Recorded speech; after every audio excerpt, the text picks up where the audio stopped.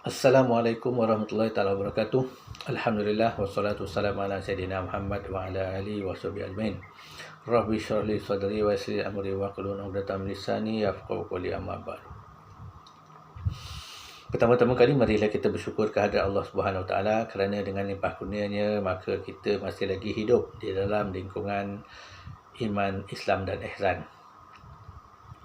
Dan juga jangan kita lupa, marilah kita bersama-sama untuk sentiasa bertaubat kepada Allah Ta'ala atas segala dosa yang kita lakukan, sama ada sedar ataupun tidak. Baik. Pada video yang lalu saya telah menyebutkan secara ringkas tentang maksud zindik. Zindik ini adalah orang golongan yang menyeleweng dari ajaran Islam yang sebenar, yang muktabar, yang disepakati secara mutawatir. Pada kali ini saya ingin berkongsi secara ringkas tentang faktor-faktor atau sebab-sebab atau sifat-sifat orang yang golongan zindik ini. Pada masa ini golongan zindik sedang giat menyebarkan ajaran mereka melalui media-media sosial seperti Facebook, YouTube, WhatsApp, Telegram dan lain-lain. Kerana media-media ini adalah media masa kini, media yang paling canggih. Kerana dengan media ini orang akan dapat mengetahui ajaran mereka walaupun berjauhan dengan yang mengajarkan ajaran ini. Baik, daripada yang kita lihat,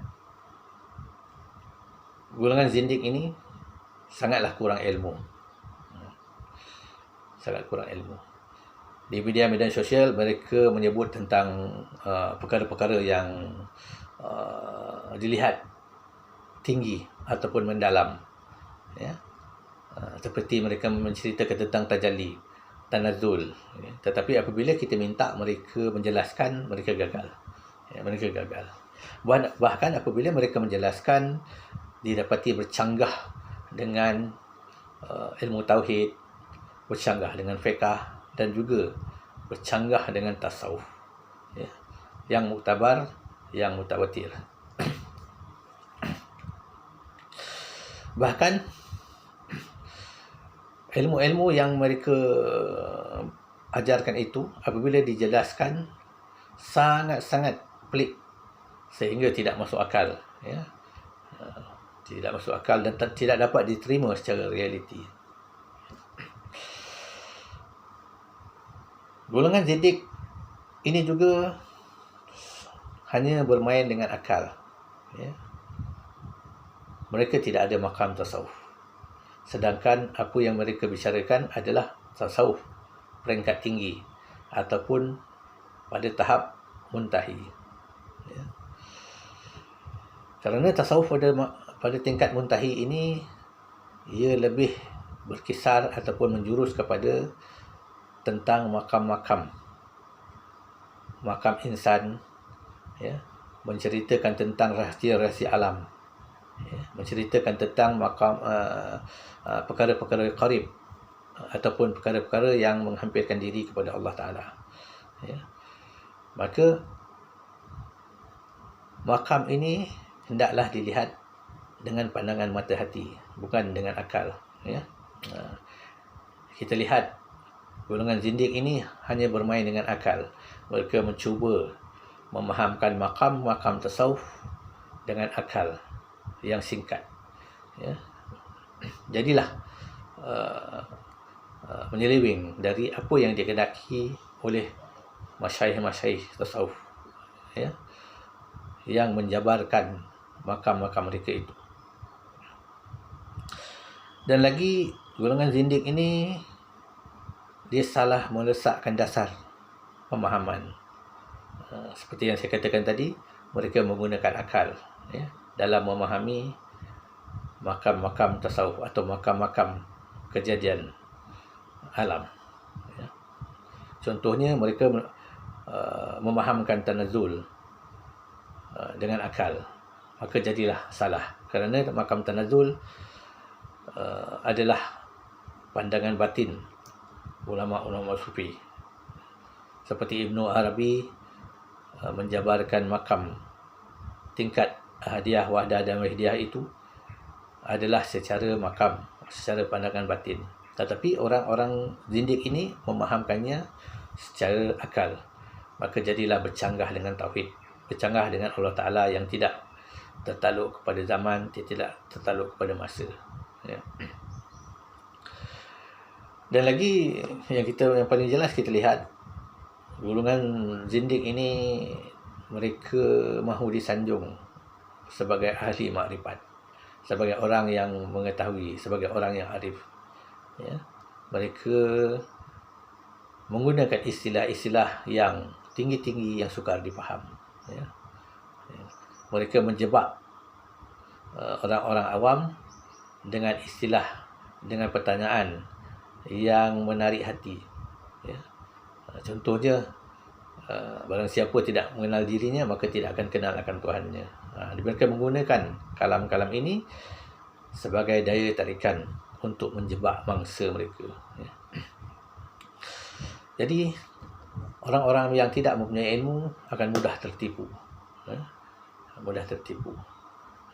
Kerana apa? Sebagai fitrah, kita manusia mahukan perkara yang mudah, perkara yang senang. Ya. Maka zindik ini mengajarkan bab-bab ketuhanan dengan ringkas, dengan mudah, dengan senang, tetapi mengelirukan orang-orang awam. Ya. Tidak menjelaskan dengan yang betul, mengikut ilmu tauhid, ilmu fiqh dan ilmu tasawuf. Maka dengan ini orang-orang awam akan terkeliru dan menyeleweng dari yang sebenarnya. Ya. Inilah antara sifat-sifat zindik. Ya. Kalau kita lihat di media-media sosial seperti Facebook, WhatsApp, Telegram, YouTube dan sebagainya. Ya. Mereka bermain-main kata-kata, bermain kata-kata. Mereka mencantikkan bahasa, menyebabkan orang awam terkeliru. Dan lagi zindik ini dia menyelewengkan maksud-maksud Al-Quran dan Al-Hadis. Contohnya, mereka berkata, kita ini boleh memecahkan diri batin kita kepada beberapa diri, kepada 11 diri. Ya. Mereka mengambil satu hadis mengatakan Nabi menggilirkan isterinya pada satu malam. Ya. Hadis tersebut menyatakan jika ditranslate, menggiliri isteri-isteri baginda pada suatu malam. Dan dikatakan pada hadis tersebut Nabi mampu, kerana Allah Ta'ala mengurniakan kekuatan kepada Nabi sekuat 30 orang. Ya. Maka Nabi mampu menjalankan tanggungjawab baginda sebagai suami. Tetapi zindik ini untuk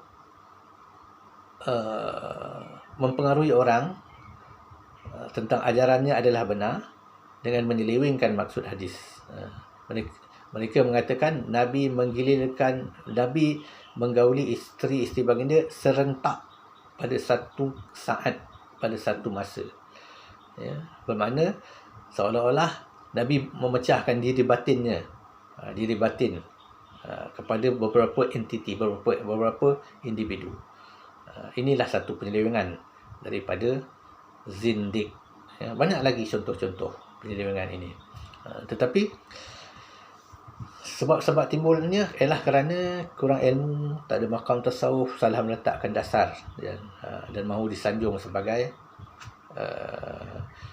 guru. Ya.